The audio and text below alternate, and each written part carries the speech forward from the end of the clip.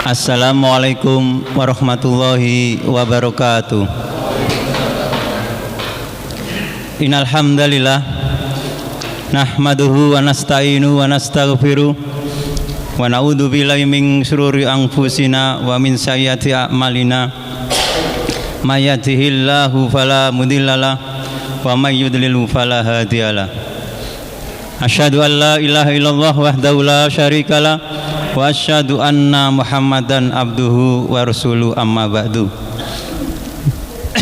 Alhamdulillah Bapak-bapak, Ibu-ibu, pada malam hari ini kita bersyukur kepada Allah atas nikmatnya yang diberikan kepada kita, yaitu kita masih mendapatkan nikmat kesehatan, nikmat iman dan nikmat kesempatan, dan masih mendapatkan nikmat umur yang melekat usia pada diri kita.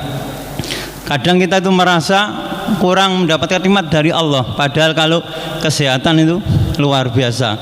Kalau dibayar dengan pakai uang, tentulah kita sangat mahal untuk membayarnya. Dan apalagi usia yang masih melekat pada diri kita. Sedangkan yang kemarin kita sudah pindah dalam tahun 2026, tentunya tahunnya tambah, usia kita juga berkurang.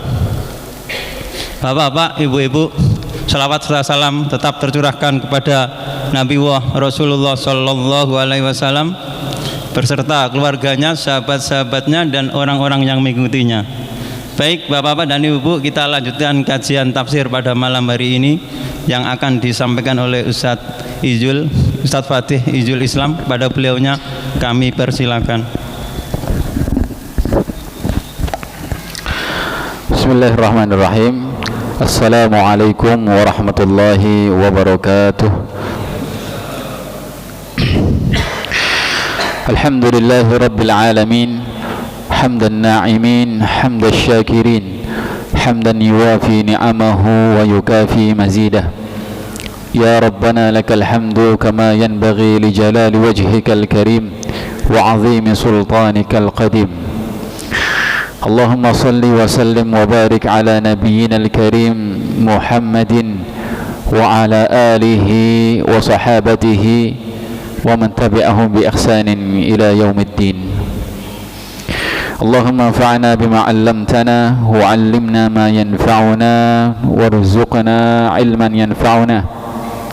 Allahumma ya mu'allima Adama 'allimna wa ya mufahhima Sulaimana fahhimna. Rabbana zidna 'ilma warzuqna fahma. Allahumma la sahla illa ma ja'altahu sahla wa anta taj'alul hazana idza syi'ta sahla. Rabbi shrah li sadri wa yassir li amri wahlul 'uqdatam min lisani yafqahu qawli. Amma ba'du, ma'asyiral muslimin arsyadani wa arsyadakumullah. Alhamdulillah, pada kesempatan kali ini kita masih diberikan oleh Allah Subhanahu wa taala waktu luang. Berbagai pintu nikmat dari Allah Subhanahu wa taala kita rasakan. Di antara nikmat yang terbesar adalah hidayatul imani wal Islam. Hidayah yang Allah berikan, ketakwaan yang Allah tanamkan dalam diri kita, maupun amal soleh yang Allah Subhanahu wa taala mampukan untuk kita lakukan ini. Kami berwasiat dalam majelis yang mulia ini, hendaknya kita selalu bersyukur kepada Allah Subhanahu wa taala, meningkatkan ketakwaan kita kepada Allah, karena di antara cara untuk mendapatkan ilmu adalah dengan bertakwa kepada Allah Subhanahu wa taala. Wattaqullah wa yu'allimukumullah. Dan bertakwalah kita kepada Allah Subhanahu wa taala, maka Allah Subhanahu wa taala akan mengajari kita. Kaum muslimin rahimani wa rahimakumullah, wabil khusus alhamdulillah pada kesempatan kali ini kita bisa melanjutkan tafsir Al-Qur'an, pembahasan kita khususnya dalam ayat-ayat tentang puasa Ramadan. Wa qadarullah, ini kita 1 bulan lebih insyaallah wa biidznillah akan menjumpai syahrul Ramadan, sehingga agaknya tepat, ya, tepat sekali bagi kita untuk mengkaji ayat Allah Subhanahu wa taala yang berkenaan dengan bulan Ramadan ini. Pada bulan yang lalu atau tahun yang lalu bahkan, ya, tahun Masehi, pada pertemuan yang lalu sudah kita bahas 2 ayat setengah yang menjelaskan tentang kewajiban puasa Ramadan, kemudian tentang rukhsah yang Allah berikan bagi mereka yang tidak berpuasa Ramadan, dan yang ketiga adalah tentang waktu bulan Ramadan itu sendiri. Di samping itu pula kita sudah membahas tentang bagaimana Allah Subhanahu wa taala memberikan tahapan-tahapan wajibnya puasa Ramadan ini kepada kita semua, kepada sahabat waktu itu, bahwasanya puasa Ramadan yang diwajibkan kepada para sahabat ditahapkan melalui tiga tahapan. Yang pertama adalah wajib bersifat takhir ataupun pilihan, yang kedua adalah wajib secara mutlak, dan yang ketiga yang insya Allah akan kita bahas, ya. Baik, kita baca dulu ayat yang akan kita bahas tadabbur dan tafsirnya, yakni pada ayat 185, 186, ya, 185, 186. Dan jika nanti ada waktu mungkin sekalian lanjut 187 ini kalau sempat.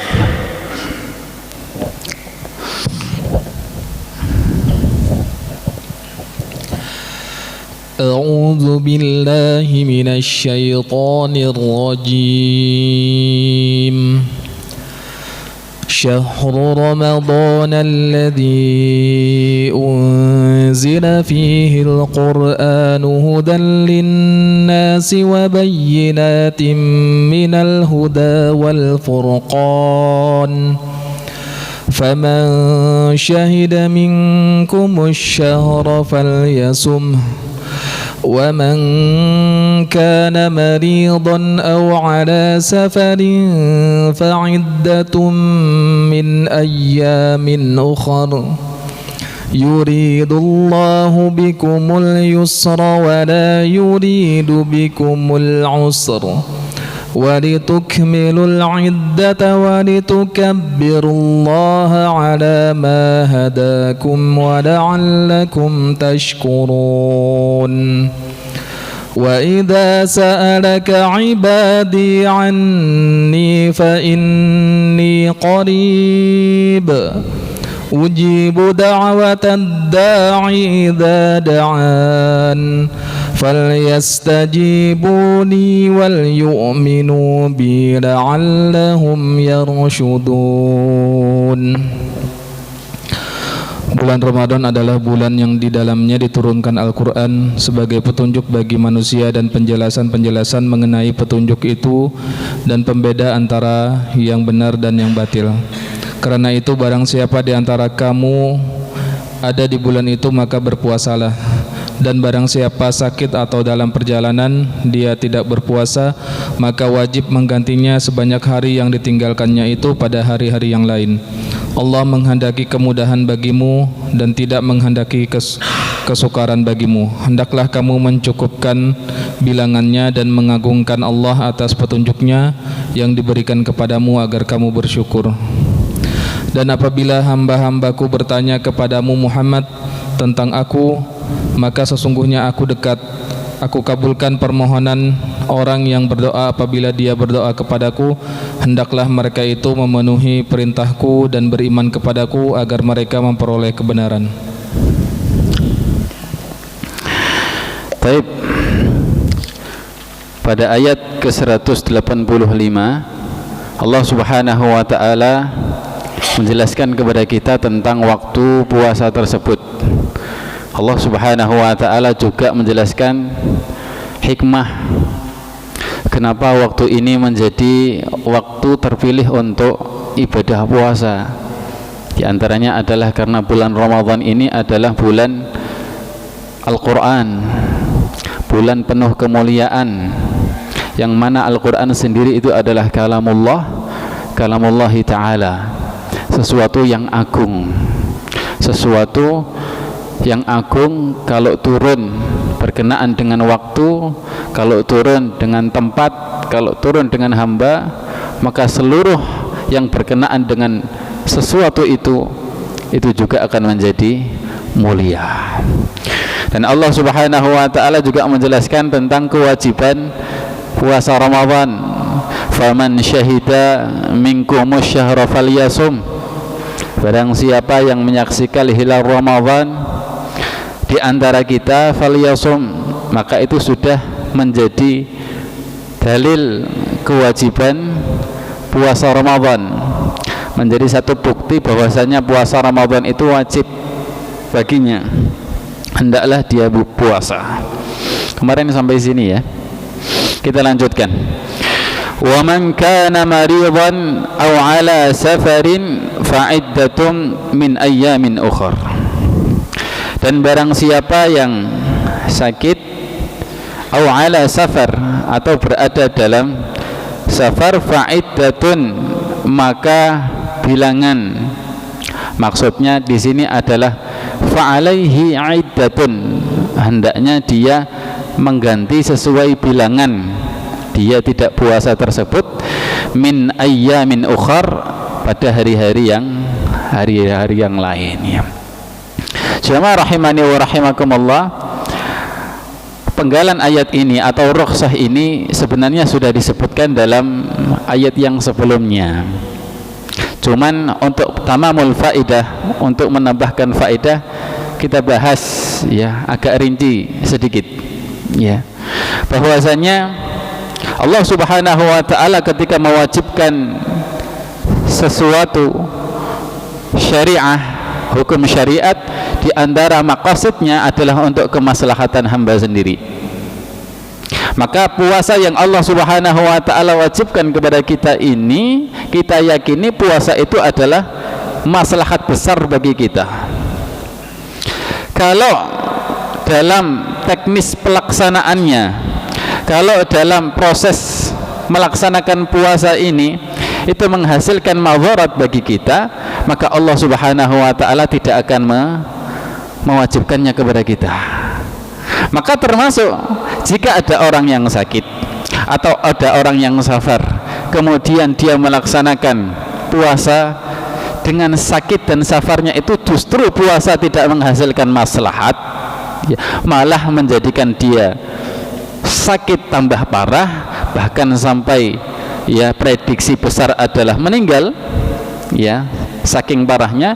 Disinilah Allah Subhanahu wa taala memberikan rukhsah, karena tujuan daripada syariat yang Allah berikan ini adalah untuk memberikan maslahat, bukan untuk memberikan mudarat. Sementara sakit yang tambah parah, safar yang kemudian menambah parah kondisi kesehatan kita, umumnya safar kan begitu ya, ini tidak menghasilkan puasanya lebih maslahat, akan tetapi lebih madharat ya. Disinilah agama Islam itu kita pahami betul-betul, mudah kita jalankan ya. Makanya nanti Allah Subhanahu wa taala berfirman setelahnya, yuridullahu bikumul yusra wa la yuridu bikumul usra. Allah Subhanahu wa taala itu menghendaki dengan kalian itu al-yusra, kemudahan, wa la yuridu bikumul usra, dan Allah Subhanahu wa taala tidak menghendaki untuk kalian ini susah, kesusahan. Kenapa? Karena agama itu mudah. Rasulullah sallallahu alaihi wasallam pernah bersabda, "Inna dina yusrun." Sesungguhnya agama itu mudah. Inna dina yusrun. kewajiban syariat yang kita jalankan ini mudah. Walan yushaddad-dina ahadun walan yushadda ahadun ad-dina illa ghalabahu. Dan tidak ada orang yang kemudian berlebih-lebihan dalam agama, dia melebih-lebihkan sendiri, ngoyok-ngoyok sendiri, illa ghalabahu, kecuali dia sendiri yang akan terkalahkan dengan ngoyonya. Artinya dia sendiri yang akan kesusahan. Dia sendiri yang akan kesusahan. Termasuk ini. Makanya Syekh Muhammad bin Shalih Al-Utsaimin dalam tafsirnya, beliau menyebutkan safar di sini itu perlu dirinci, safar maupun sakit. Ya. Jadi ada safar dan sakit yang di situ puasa itu lebih afdol daripada kita membatalkan puasa, daripada kita berbuka. Dalam kitab Syarah Zadul Mustaqni disebutkan, ya, kondisi orang bersafar ini diantaranya yang pertama, kalau safar itu tidak memberatkan seseorang untuk melaksanakan puasa, ya, artinya dia safar atau tidak safar, jadi meskipun jaraknya sudah jarak jauh, naik pesawat misalkan sampai Jakarta, maka di sini tingkatannya hanya boleh, tapi tidak afdal membatalkan. Ya, tidak afdal membatalkan. Tingkatannya hanya boleh dia berbuka, tapi bukan afdal membatalkan. Ya, ada yang berpendapat di sini afdal untuk tetap puasa. Ya, tetap puasa meskipun batalnya puasa dengan safar itu sudah boleh, karena di sini sudah disebutkan safar, dan safar itu dalam jarak yang ditentukan. Nah, kalau dalam fikih safar yang sudah membolehkan untuk qasar salat yaitu 81 kilo, di antara yang lain pendapat 60 sekian kilo gitu. Kemudian kondisi yang kedua, kalau safar ini adalah safar yang memberatkan baginya untuk berpuasa, justru dengan safar ini ngoyo puasanya, maka di sini afdal untuk berbuka, lebih utama untuk membatalkan puasanya. Kondisi yang ketiga, safar akan membahayakan nyawanya. Lah ini justru adalah haram bagi dia untuk berpuasa. Haram bagi dia untuk berpuasa. Artinya justru wajib berbuka. Ini beliau sebutkan karena memandang kondisi saat ini. Dalilnya apa? Dalilnya semuanya ada dalam riwayat Imam Abu Darda sama Jabir bin Abdullah radhiyallahu anhu. Jadi Rasulullah sallallahu alaihi wasallam itu pernah berada dalam 3 kondisi ini. Satu kali dalam riwayat Jabir bin Abdullah, hadis sahih, itu Rasulullah sallallahu alaihi wasallam bersafar. Kata Jabir bin Abdullah, kami tidak temui orang yang tetap tahan dengan puasanya kecuali Nabi. Berarti Nabi sallallahu alaihi wasallam tidak merasa berat dengan safar itu. Artinya lebih utama puasa, atau puasa itu tidak afdal, ya, tidak afdal, hanya pilihan. Yang kedua, dalam riwayat Abu Darda radhiyallahu taala anhu, Nabi sallallahu alaihi wasallam itu kemudian pernah bersafar kemudian melihat ada salah satu kaum muslimin bernaung di bawah pohon, ya, bernaung di bawah pohon. Rasulullah sallallahu alaihi wasallam waktu itu membatalkan puasanya, pas waktu itu safar membatalkan puasanya. Kemudian Rasulullah SAW tanya, itu siapa orang yang dikipasi berada di bawah pohon kayak ngoyo gitu? Wahai Rasulullah, dia puasa, katanya. Wahai Rasulullah, dia puasa. Maka Rasulullah SAW mengatakan, laisa minal birri as-siyamu fis safar. Sungguh tidak baik puasanya orang yang bersafar. Berarti kan tergantung kondisinya. Kalau kondisi ngoyo, ya dia itu. Yang ketiga, kondisi ketiga dalam riwayat Jabir bin Abdullah, Rasulullah SAW waktu itu safar perjalanan ke Mekah, mau Fathu Mekah, dalam kondisi puasa. Tiba-tiba beliau minta dihidangkan air, lalu beliau minum. Lalu disebutkan oleh para sahabat, wahai Rasulullah, mereka ini masih puasa. Ada di antara para sahabat mereka yang berpuasa. Maka Rasulullah SAW mengatakan, ulaikal usah. Mereka yang berpuasa ini adalah bermaksiat. Rasulullah menyebutkan yang puasa itu bermaksiat. Kalau maksiat berarti kan melakukan keharaman. Berarti puasa itu haram waktu itu. Karena cuacanya sangat panas sekali, sangat membuat tubuh ini justru tidak baik. Nah, 3 kondisi ini berarti kan sesuai dengan kondisi kita masing-masing ya. Ini untuk safar dan disebutkan oleh Syekh Muhammad bin Shalih Al-Utsaimin dalam tafsirnya. Kemudian kalau sakit juga demikian. Kalau sakitnya hanya sakit-sakit yang tidak membahayakan puasa, maka yang pertama ini tidak boleh kita untuk membatalkan. Contohnya hanya sakit ngeluh saiti atau linu saiti atau sakit gigi saiti atau tergores luka, ini kan termasuk sakit, tapi tidak ada madaratnya untuk kita puasa, tidak boleh berbuka, maksudnya tidak boleh membatalkan. Kalau sakit itu kemudian membahayakan kepada kita, menambah sakit parah kita, maka yang afdal adalah berbuka. Kalau sakit itu justru membahayakan nyawa kita, berbuka adalah kewajiban. Allahu ta'ala a'lam. Ini ya yang kita pahami dari kata wa man kana maridan aw ala safarin fa'iddatun min ayyamin ukhar. Hendaknya dia mengganti di hari-hari yang lain ya. Berarti ini yang kena udzur sakit dan safar harus qadha. Harus qadha ya. Harus mengqadhanya di hari-hari yang lain. Kapan hari-harinya? Hari-harinya adalah sebelum datang Ramadan berikutnya.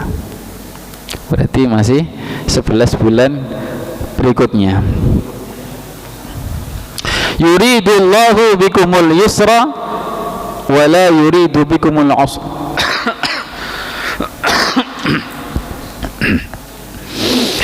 Imam As-Sa'di rahimahullah berkata, yuridullahu ta'ala an yuyassira alaikum. Allah ta'ala ingin menghendaki bagi kalian at-turuq al-musilah, kemudahan dalam menapaki jalan al-musilah ila ridwanihi, yang menyampaikan kepada keridhaan Allah subhanahu wa ta'ala. A'zama taysirin, dengan kemudahan yang mulia, yang agung ya. Betapa besar kemudahan yang Allah berikan di sini. Bahkan dalam hadis disebutkan, innallaha yuhibbu an tu'ta rukhsuhu, atau kama qala sallallahu alaihi wasallam. Allah itu suka jika rukhsahnya itu dilakukan. Rukhsah yang Allah berikan ini dilakukan. Kenapa? Karena agama itu mudah ya. Wa yusahhiluha ashadda tashil, dan Allah memberikan kemudahan dalam agama ini dengan sebenar-benar kemudahan. Walihada kana jami'u ma amara Allah bihi ibadahu fi ghayati suhulah. Oleh karena itu semua perintah Allah yang Allah syariatkan untuk hambanya ini berada dalam puncak kemudahan, fi aslihi, pada prinsipnya. Karena itu kalau kita menjalankan syariat kok kita merasa berat tanpa ada uzur, berarti kita sendiri yang bermasalah. Sholat, Allah subhanahu wa ta'ala sudah mudahkan kita. Yang dulunya 50 kali sholawat Allah syariatkan pada waktu Isra Mi'raj, mengalami keringanan sampai 5 kali ya, sampai 5 kali. 5 kali itu pun Allah subhanahu wa ta'ala berikan rakaat yang terhitung. Kalau kita laksanakan dengan keimanan, ya ayyuhalladzina amanu, dengan keimanan ini, maka kita akan mendapatkan rasa yang mudah ya, keringanan dalam melaksanakan agama. Tapi kalau hati kita yang sakit ini, keimanan kita yang bermasalah ini, ya itulah yang membuat kita berat ya. Karena pada dasarnya yuridullahu bikumul yusra, Allah ingin agar kita mendapatkan kemudahan. Mungkin karena kurang motivasinya, karena kurang mengharapkan pahalanya dari Allah, karena kurang landasan keimanan tadi Ya. Yuridullahu bikumul yusra wa la yuridu bikumul usra wa litukmilul iddah, dan agar kalian menyempurnakan bilangannya. Nah, agar kalian menyempurnakan bilangan ini ada beberapa penafsiran. Yang pertama di antara tafsirnya adalah agar kalian menyempurnakan bilangan Ramadan. Ya. Jadi puasa itu dengan bilangan tertentu. Maka yang harus kita lakukan adalah menyempurnakan bilangan. Tidak bisa puasa itu hanya 15 hari, 20 hari. Tapi sampai berakhirnya bulan Ramadan, disitulah jatuh Allah Subhanahu wa ta'ala menjatuhkan keridhaannya yang atam, yang sempurna bagi puasa yang Ramadan, bagi orang yang berpuasa Ramadan. Walitukmilul iddah.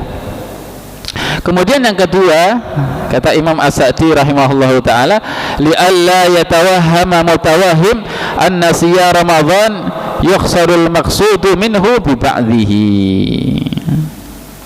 agar orang-orang itu tidak mengira bahwasanya pahala puasa Ramadan atau tujuan puasa Ramadan itu hanya didapatkan oleh sebagian orang, ya. Jadi kan begini, walitukmilul iddah, dan agar kalian menyempurnakan iddah. Di antara salah satu penafsirannya yaitu iddah qadha bagi orang-orang yang tadi uzur melaksanakan puasa. Kalau orang sakit dan orang safarin kan uzur, ya. Uzur itu misalkan hutang 5 kali, dia kan wajib qadha 5 kali. Wajib iddah mengganti sejumlah bilangan itu 5 hari, ya, 5 kali puasa. Nah, khawatirnya sebagian orang itu mengira, yang kena uzur ini mengira bahwasanya puasa ini tujuannya atau pahala sempurna yang didapat adalah bagi mereka yang 30 hari menjalankan total tanpa uzur, ya. Padahal puasa itu tetap didapatkan hasilnya, didapatkan pahalanya, ya, didapatkan maksudnya juga bagi mereka yang punya uzur, ya, juga bagi mereka yang punya uzur. Dengan syarat apa? Walitukmilul iddah, ya. Syaratnya adalah tetap mengqadhanya, ya.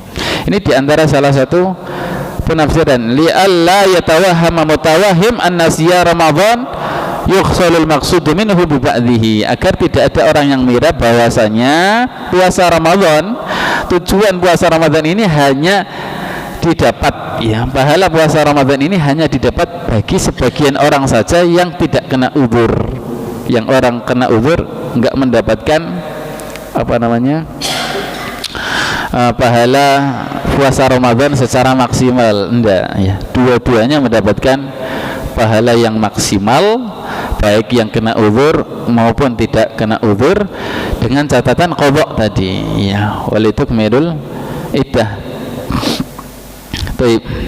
Walitukabbirullaha ala ma hadakum, dan agar kalian membesarkan Allah, bertakbir kepada Allah Subhanahu wa ta'ala atas apa yang Allah berikan petunjuk kepada kalian, wa la'allakum tashkurun, dan agar kalian bersyukur, ya. Imam As-Sa'di rahimahullahu ta'ala berkata,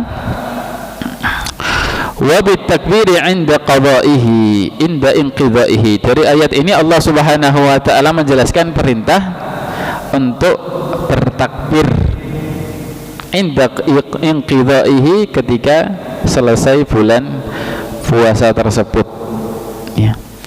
Dari ayat ini kita ambil kesimpulan bahwasanya di antara sunnah yang ditekankan setelah puasa Ramadan adalah takbir, ya. Kita bertakbir, ada takbiran, ada sunnah takbir, ya. Di antaranya untuk menghidupkan sunnah ini, ya, takbir. Kapan waktunya? Ini disebutkan dalam hadis ataupun fikih-fikih Islam, ya, sampai nanti kita sholat Idul Fitri, ya. Berbeda dengan Idul Adha yang nanti sampai Ayyamut Tasyrik pun kita disunahkan untuk bertakbir. Walitukabbirullaha ala ma hadakum, dan agar kalian bertakbir untuk Allah, mengagungkan Allah, ala ma hadakum, atas petunjuk atau atas hidayah yang Allah berikan kepada kalian. Atas hidayah yang Allah berikan kepada kalian, di antara penafsirannya ini kembali kepada apa? Kembali kepada amalan puasa, ya. Di antara salah satunya adalah kembali kepada Al-Quran. Maka kalau kita renungi hidayah di sini, itu adalah amalan soleh, ya, baik itu Al-Quran sendiri ataupun puasa. Taruhlah kita merenungi bahwasanya hidayah ini adalah puasa, ya. Yang sebelumnya ini kan disebutkan syariat puasa, ya. Lalu Allah Subhanahu wa taala mengatakan walitukabbirullaha ala ma hadakum. Setelah selesai puasa ini, agar kalian benar-benar mengagungkan Allah atas nikmat hidayah yang Allah berikan. Di antara nikmat hidayah Allah ini adalah puasa itu sendiri, ya. Karena puasa ini di antara salah satu nikmat amalan soleh yang bisa mengantarkan kita kepada hidayah Allah, ya, mengantarkan kita kepada hidayah Allah. Amal soleh sendiri itu adalah bentuk nikmat hidayah dari Allah Subhanahu wa ta'ala.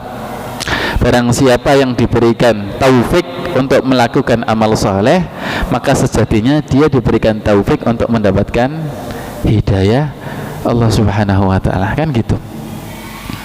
Orang yang beramal soleh dengan amalan soleh yang mukhlis, ya, ikhlas, berarti itu kan menunjukkan kalau dia mendapatkan hidayah Allah. Di dalam hatinya itu ada hidayah Allah, ada keyakinan, ada keimanan kepada Allah Subhanahu wa ta'ala. Berbeda dengan orang yang nggak mau beramal soleh. Dikhawatirkan di dalam hatinya ini ada yang kurang dari keimanannya, ada hidayah yang kurang, ya, ada hidayah Allah Subhanahu wa ta'ala yang nggak masuk, ya. Taruhlah kita contohkan dalam sholat wajib 5 waktu, ya. Kalau sholat wajib 5 waktu secara berjamaah, ini kan Rasulullah SAW sebutkan tafdhulu, dia itu lebih utama sab'un wa ishrina darajah, 27 derajat daripada salat yang dikerjakan sendirian, ya, tidak berjamaah.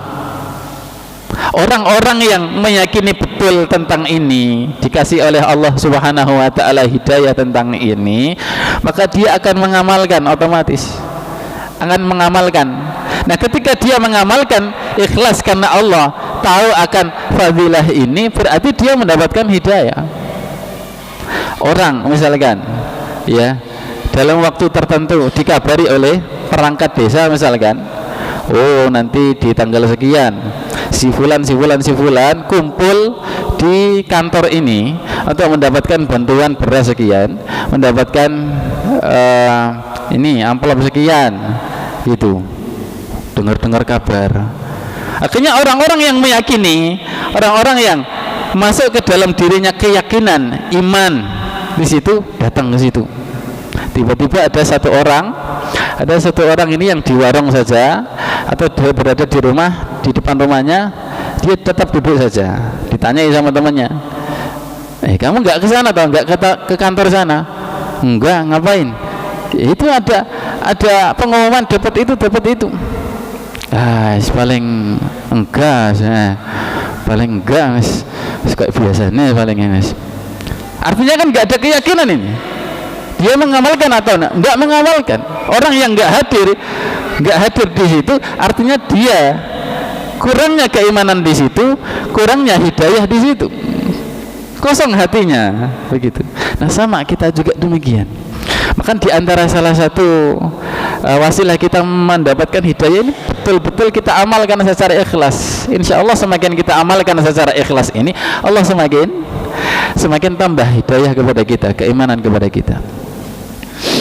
Walitukabbirullaha ala ma hadakum wa la'allakum tashkurun, dan agar kalian bersyukur kepada Allah Subhanahu wa taala.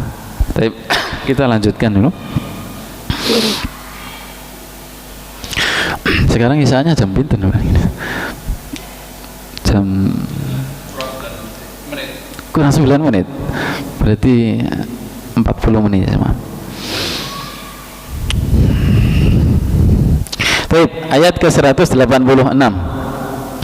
Wa idza sa'alaka 'ibadi 'anni fa inni qarib. Dan apabila hamba-hambaku bertanya kepada kamu wahai Muhammad, di situ khitabnya adalah Nabi Muhammad sallallahu alaihi wasallam. Apabila hamba-hambaku bertanya kepadamu wahai Muhammad, anni tentangku, fa inni qarib, maka sesungguhnya aku qaribun, maha dekat. Kaum muslimin rahimani wa rahimakumullah, sebelum kita baca tafsir ayat ini, coba kita renungi dulu ya, bahwa ayat ini adalah ayat satu-satunya yang tidak membahas puasa Ramadan di antara ayat-ayat yang membahas puasa Ramadan ya. Coba lihat ayat sebelumnya, 3 ayat sebelumnya itu membahas tentang kewajiban Ramadan. Ya ayyuhalladzina amanu kutiba alaikumusiyam. Kemudian ayat setelahnya gitu. Setelah itu datang ayat ini, ayat tentang doa. Setelah ayat tentang doa, nanti balik puasa Ramadan lagi ya, balik puasa Ramadan lagi. Apa hikmahnya? Sebelum kita masuk tafsir, di antara hikmah di sini, tadabbur yang kita bisa ambil, bahwasanya berpuasa Ramadan, ya, berpuasa Ramadan atau puasa secara umum itu adalah salah satu kondisi di mana ijabah doa kita kepada Allah Subhanahu wa taala ini terbuka lebar-lebar. Ya. Ketika seseorang puasa Ramadan, dia mengamalkan puasa, disitulah Allah Subhanahu wa taala membuka lebar-lebar terijabahnya doa. Barang siapa yang berdoa saat ia berpuasa, disitulah Allah Subhanahu wa taala membuka seluas-luasnya ijabah doa. Di samping itu ayat ini juga menunjukkan hadirnya ayat doa di sini. Barang siapa yang berpuasa, hendaklah dia banyak-banyak berdoa kepada Allah. Di antara makna doa ini, kata Imam As-Sa'di, doa itu ada 2, doa masalah, doa ibadah ya. Kalau doa ibadah, ya kita beribadah kepada Allah, itu termasuk doa ya.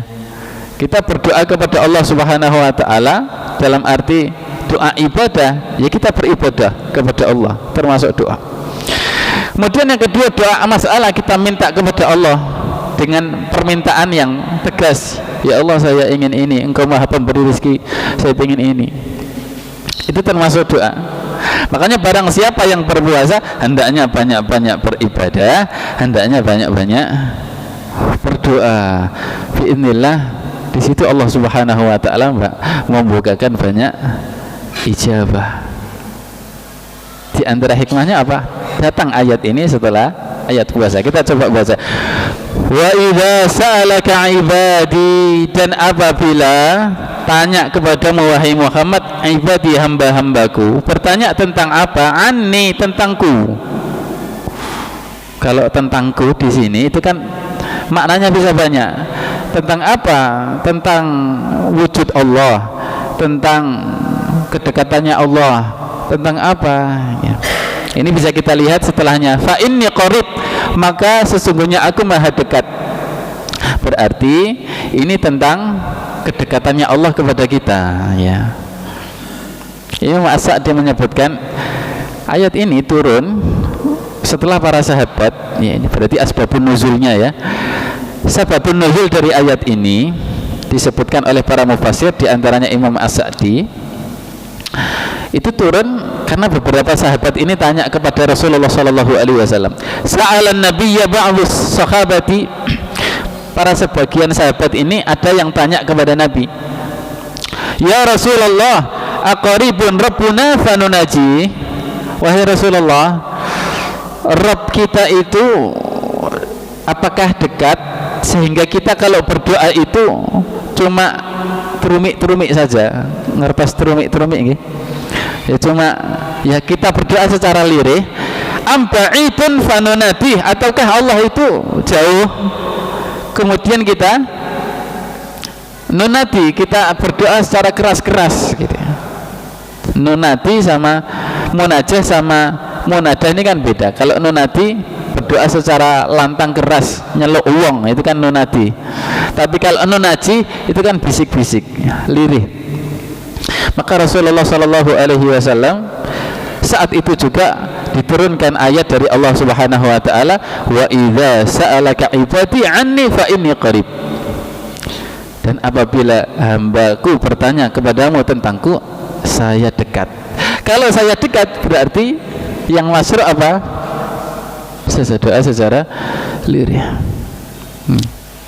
Dalam hadis lain Rasulullah Shallallahu Alaihi Wasallam juga menyebutkan, saya lupa riwayatnya, riwayat Muslim dari sahabat siapa saya lupa. Ya, ini Rasulullah Shallallahu Alaihi Wasallam pernah suatu kali bersama sahabat menemukan para sahabat ini berdoa secara jahar, ya secara jahar. Kemudian Rasulullah SAW menegur mereka, wahai para sahabatku, sesungguhnya Allah Subhanahu Wa Taala itu maha mendengar, ya, dan Dia lebih dekat daripada dekatnya kalian ini dengan tunggangan-tunggangan kalian. Ya, maka berdoalah kalian dengan lirih, ya. Ini makna saya lupa redaksinya ya di sini. Artinya memang Allah Subhanahu Wa Taala maha dekat. Nah, maha dekat di sini ditafsirkan maha dekat ini secara ijabatul doa, ya. Para ulama tafsir mengatakan, di antaranya Syekh Sa'di sama Utsaimin, itu mengatakan bahwasanya maha dekat di sini maknanya adalah maha dekat secara ijabatul doa kepada kita. Artinya kalau kita berdoa kepada Allah, Allah itu sangat dekat pengijabahannya kepada kita. Bukan dekat secara Allah itu di mana-mana, di sini, di situ, ya. Karena Allah Subhanahu Wa Taala sudah mengatakan dalam Al-Quran sendiri, Ar-Rahmanu 'alal 'arsyis tawa. Allah itu maha bersemayam di atas arsy-Nya. Kalaupun Allah Subhanahu Wa Taala turun yanzilu rabbuna di sepertiga malam akhir itu, maka sudah kita pahami ya Allah turun, ya. Tapi Allah Subhanahu Wa Taala itu bersemayam di atas arsy. Lah Ustaz gimana? Ya sudah gitu kita pahami, ya. Kita pahami seperti demikian.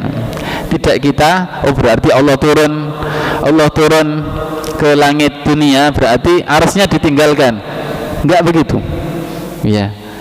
Rasulullah mengatakan Allah turun ke langit dunia, kita katakan demikian.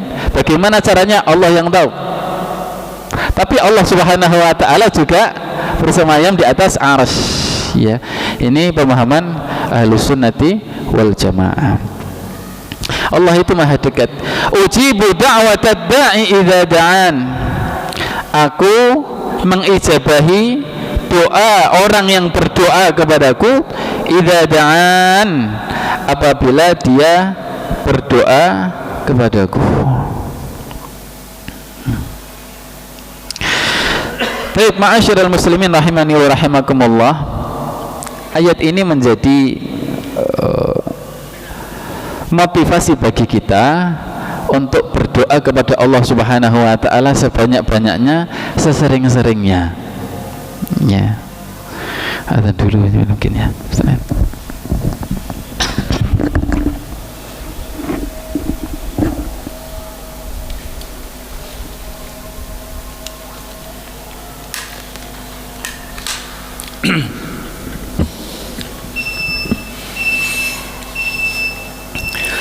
Allahu Akbar, Allahu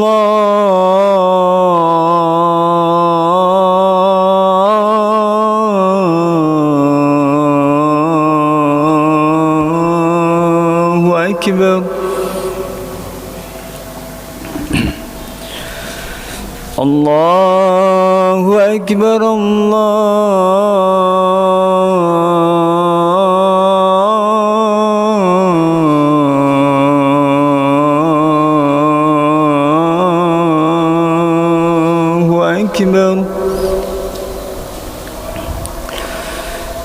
أشهد أن لا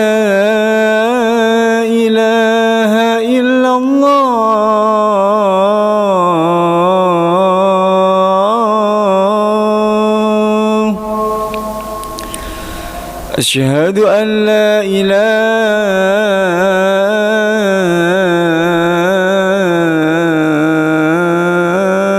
إلا الله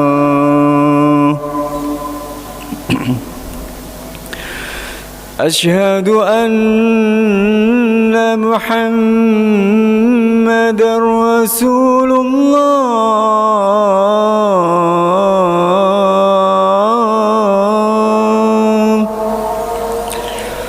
أشهد أن محمدًا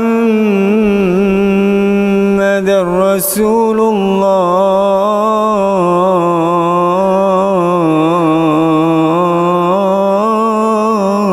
الله حي على الصلاة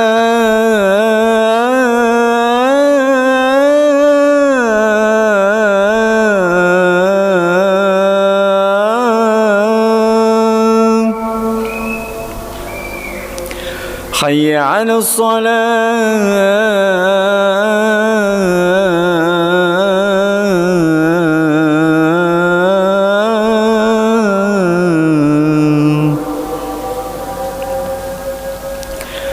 حي على الفلاح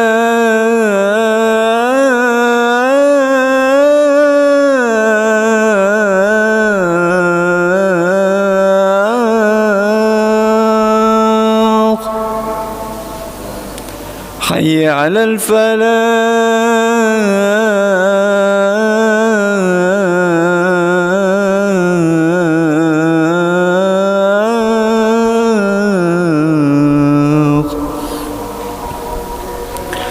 الله أكبر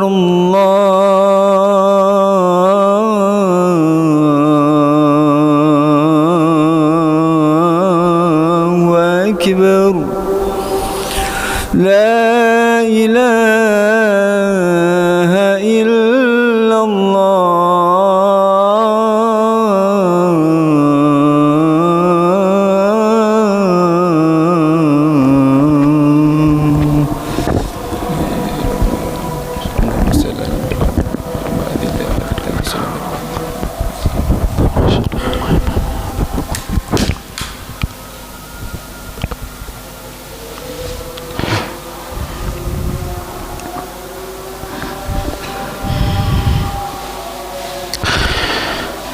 Alhamdulillah wassalatu wassalamu ala rasulillah wa ba'du. Kita lanjutkan sedikit. Ujibu da'watad da'i idza da'an. Aku, kata Allah Subhanahu wa taala, akan mengijabah, mengabulkan doa ad-da'i, seorang yang berdoa, idza da'an, apabila dia berdoa kepadaku. Falyastajibu li, maka hendaklah mereka memenuhi perintahku atau panggilanku. Wal yu'minu, dan hendaknya mereka beriman bi, kepadaku, la'allahum yarsyudun, agar mereka mendapatkan petunjuk. Kaum muslimin rahimani wa rahimakumullah, ayat ini menjadi motivasi kita untuk tidak henti-hentinya berdoa kepada Allah Subhanahu wa taala. Imam As-Sa'di berkata, "Faman da'a rabbahu biqalbin hadir." Barang siapa yang berdoa kepada Rabbnya dengan hati yang hadir, wa du'ain masyru', dan doa yang disyariatkan, wa lam yamna'hu mani', tidak ada penghalang dari ijabatut doa, ka'aklil haram, seperti makanan yang haram, fa innallaha qad wa'adahu bil ijabah, maka sesungguhnya Allah telah menjanjikan baginya pengabulan doa. Ya. Barang siapa yang berdoa kepada Allah dengan hati yang hadir, doa yang sesuai dengan syariat, tidak ada penghalang baginya dari diijabahnya doa tersebut seperti makanan haram dan selainnya, maka janji Allah adalah mengabulkan doanya. Dan ini ditunjukkan dalam ayat ujibu da'watad da'i, saya akan mengijabahi, kata Allah, dengan redaksi fi'il mudhari', yang fi'il mudhari' di sini faedahnya adalah al-istimrar, terus menerus. Setiap kali kita berdoa kepada Allah, selama doa itu tidak ada penghalang, sesuai syariat dan murni ikhlas karena Allah, maka Allah akan terus mengijabahi. Ini maknanya. Makanya tadi saya bilang ini motivasi betul bagi kita, tidak berhenti-henti untuk berdoa. Kalau secara kasat mata doa itu belum diijabah, maka Allah Subhanahu wa ta'ala mungkin tunda ijabahnya doa itu, atau berikan bentuk ijabah yang lain ya. Karena ijabah dari Allah, pengabulan dari Allah ini datang dalam bentuk bermacam-macam.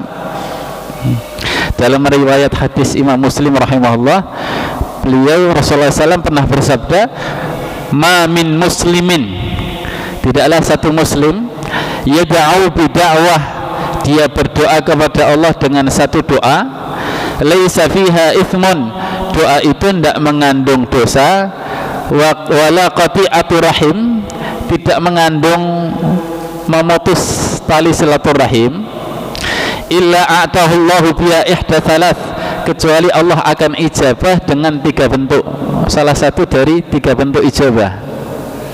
Apa itu? Imma an tu'ajjala lahu da'watuhu, yang pertama Allah langsung kasih kontan di dunia, langsung kabulkan di dunia ya. Yang kedua, kata Allah, kata Rasulullah SAW, wa imma an yattakhiraha lahu fil akhirah, kalau belum dikabulkan di dunia, Allah simpan sebagai pahala kebaikan di akhirat.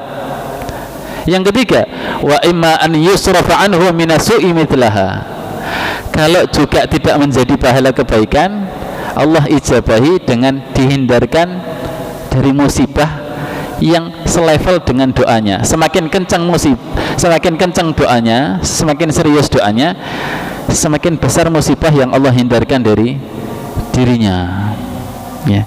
Ini syaratnya apa? Syaratnya tidak ada penghalang-penghalang terijabahnya doa, seperti makanan yang haram. Beda lagi kalau dia pengonsumen makanan haram. Atau diantara terhalangnya ijabah doa kita kepada Allah adalah isti'ajal, tergesa-gesa. Karena Rasulullah sallallahu alaihi wasallam mengatakan dalam sebuah hadisnya,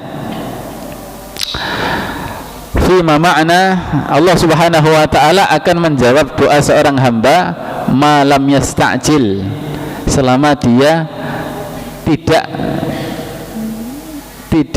isti'ajal. Isti'ajal itu ndisi ngerasani dhisik. Cah, doaku kok gak diterima-terima cah.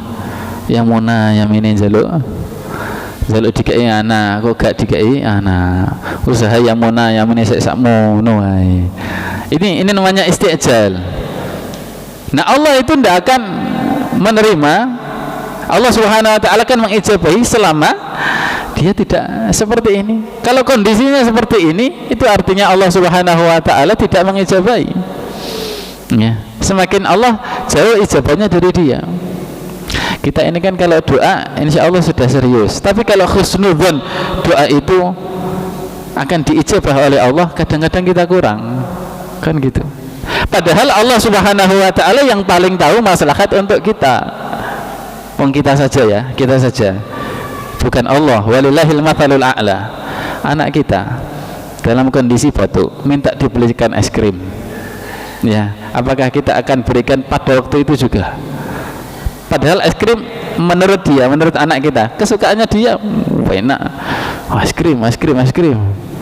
Kita tunda karena kita tahu tidak maslahat kalau sekarang, tunggu nak 3 hari lagi, 1 minggu lagi sampai ini.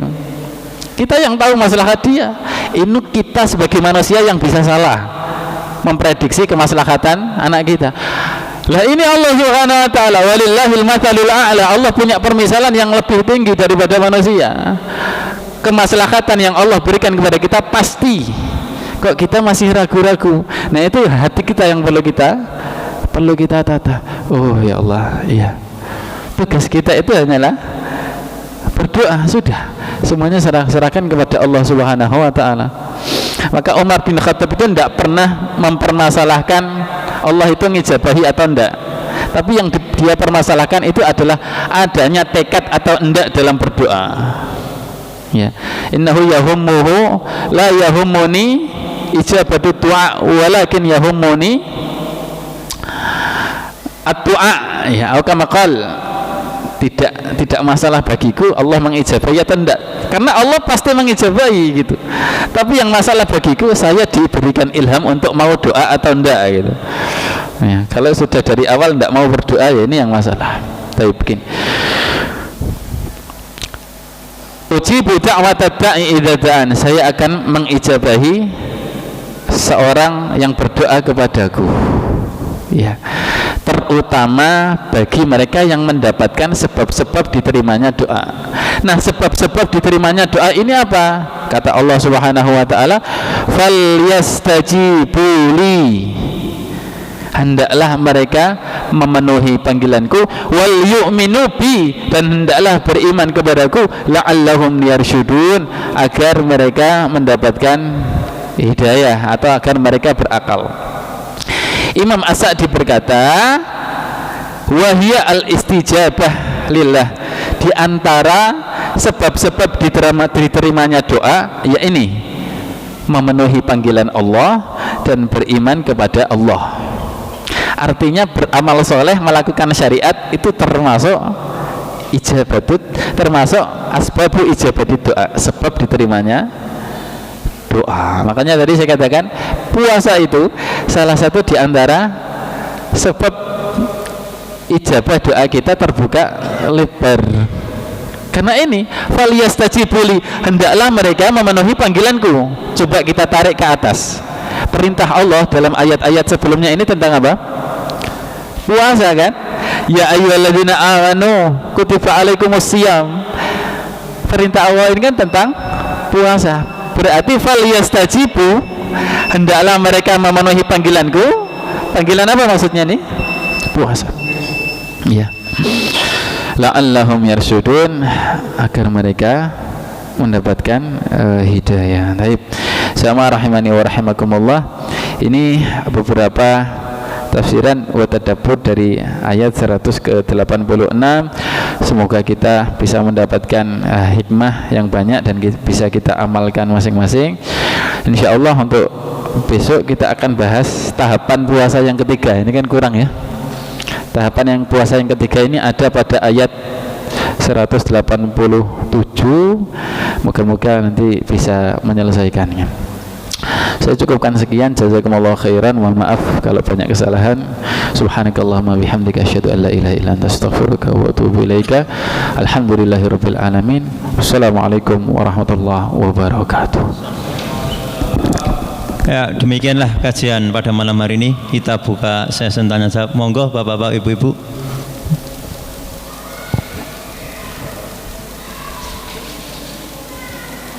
Nggih, monggo Pak Budi. Assalamualaikum warahmatullahi wabarakatuh. Waalaikumsalam warahmatullahi wabarakatuh. Ini tadi bab safar, karena banyak juga orang yang safar tidak kuat gitu kan.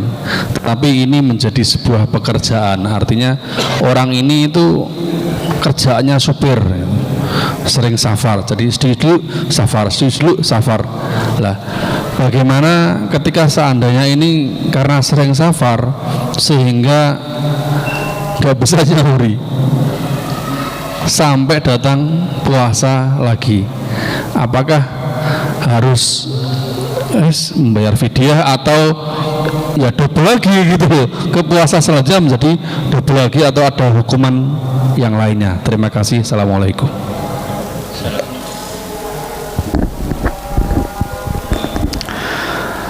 Baik, Allah Ta'ala a'lam. Kita lihat dari uzurnya terlebih dahulu. Uzurnya di sini adalah safar.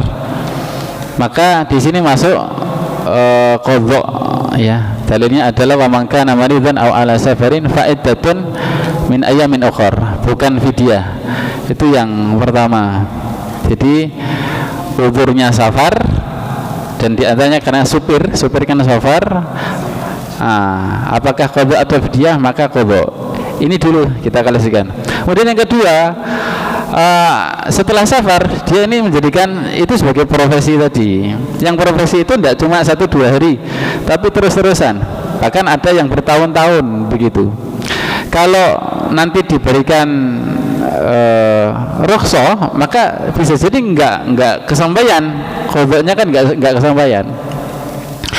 Para ulama di sini wallahu taala alam ada dua pendapat.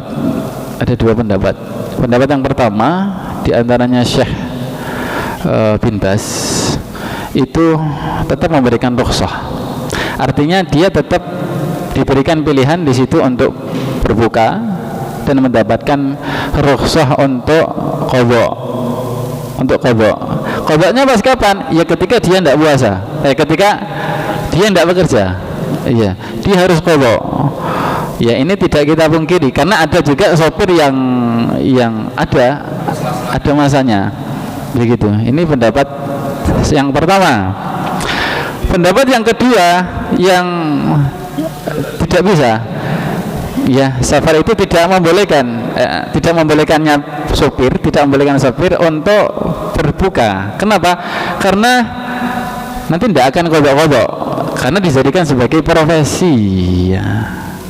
Ini diantara para ulama kontemporer juga ada yang berpendapat seperti ini. Wallahu ta'ala alam. Untuk menjaga kehati-hatian, saya lebih cenderung kepada kalau itu dijadikan sebagai profesi, maka